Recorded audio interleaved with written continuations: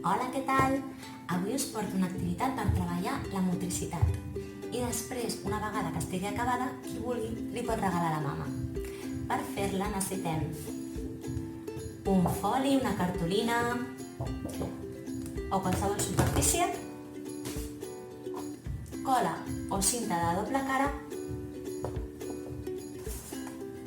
canyetes,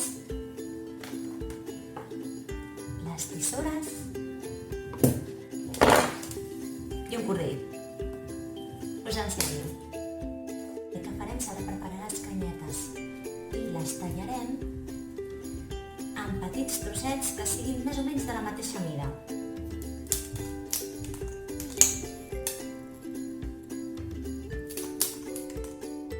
Ara farem servir aquests trossets per fer un dibuix, però deixarem una miqueta de separació entre tros i tros, una coseta així. Per ajudar-me a fer el dibuix, agafaré un rotulador.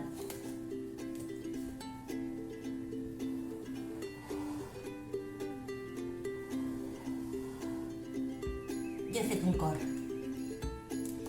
I ara, o amb la cola o amb la cinta de doble cara, anirem enganxant els trossets en el dibuix.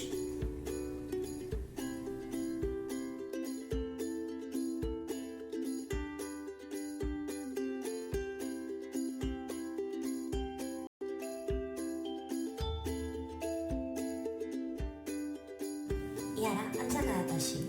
Com veieu, us he posat uns quants macarrons perquè veieu que es pot fer servir diferents tipus d'elements per realitzar l'activitat. Ara amb això què és el que hem de fer? Doncs ara els infants hauran de passar el cordill per dins de les canyetes i dels macarrons per poder fer la forma.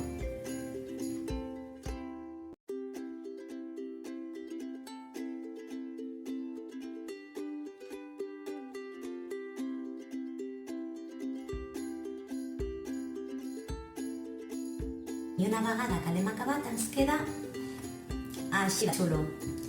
Podeu animar els infants de casa a escriure algun missatget o fer algun dibuixet. Si els peques i les peques de casa encara no tenen dominada la motricitat, jo us recomano que feu servir els macarrons, ja que els forats són més amples i els hi resultarà més senzill. Espero que us hagi agradat. Fins un altre dia.